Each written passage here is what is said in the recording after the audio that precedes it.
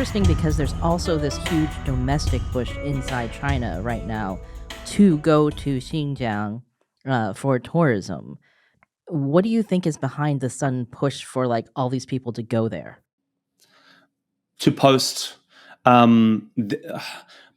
I don't know exactly where the policy comes from, but all we see from the Uyghurs in East Turkestan are people just posting every little thing, just posting about the development there. And also there's a big push for the Chinese themselves to eventually migrate there, because we know the percentage is around 90% of the Chinese live on the eastern seaboard or eastern to central. And then in the western regions of Tibet and East Turkestan and southern Mongolia, there's less than 10%. So now there is this big push for the Chinese themselves to migrate and continue this occupation. They're being doubled or tripled the salary. They're being given homes. They're being offered Uyghur women. Now there is this huge push.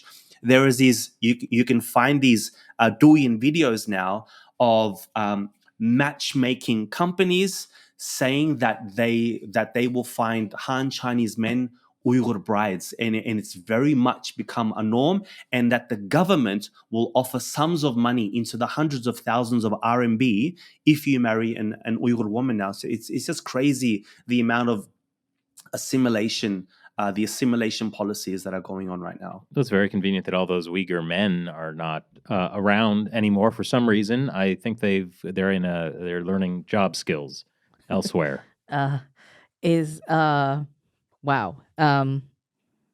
Like there's a You're being overwhelmed, Shelley. I remember. Try to process. I remember a number of years ago when we talked to maybe it was Nuri Turkle, actually. Like this would have been like 2019 or 2020, and we were talking about the issue of like perhaps like Uyghur women being like pushed to like Hanmen, but like that was at the very beginning of it, I think. So like hearing you talk about how it's just like normalized that there are all these like dating apps and things like that to do this particular thing is just Well, I remember even earlier on there were cases where like if the father was sent off to a camp, there would be a Han Chinese minder who would come to the family, live with them. Oh yeah, often sleep in the same bed as. Those were like civil servants whose Yeah. job was to go check up on the Uyghurs and make sure everything's okay. Yeah, a lot of people in the West talk about how effective and efficient authoritarian governments are. And this is one of the ways, because what we're seeing is something that you could not have in a liberal democracy, which is you have this very long-term plan. Like they have the idea of like breeding out all of the Uyghurs and to have them start with, mixed families, and then the father is a Han Chinese. And they're basically like, this is an intergenerational plan. So it's a 20-year, 40-year, 50-year plan to destroy the essence of the culture in Xinjiang. And like, I'm just kind of amazed by the amount of foresight that goes into these like evil schemes. Well, I don't know. I mean, it kind of is like it's what they've done with Tibet, right? And yeah, they didn't really start the know Tibetan program until I think it wasn't really till the 80s or 90s. Like it wasn't right away. Oh, I don't think that I don't actually know of any like Tibetan women being encouraged to marriage to Han. I don't know. No, but they did start moving in. They've moved Han in Chinese. so many Han Chinese. And I was actually going to ask you this, Arslan, if you know how many Han Chinese have moved into the region. I don't know the exact sum, but the move is huge, because we are seeing a lot when the Chinese do move there. It's just like the TikTok or the Douyin videos that you see the Chinese make on how to get to the US-Mexican border. You now see a lot of Han Chinese showing off the farmland that they've now been given by the government, or showing off how huge their homes are. I've been to Beijing, Shanghai, Guangzhou. In these major, huge cities, their homes are really, really small and really, really expensive. But out in East Turkestan, where you get land and you get these homes which are 2-3 times the size that they would normally get in inner China. And they're literally calling them and talking about the benefits that they are receiving. We are also with the marriages. We're now seeing Uyghur women now as well talking about how great it is to have a Chinese husband and eating. Now, I don't care who you marry, what you eat, what you do, but now, but the Muslims are predominantly a Muslim society. Now they're saying, oh, what's wrong with eating pork?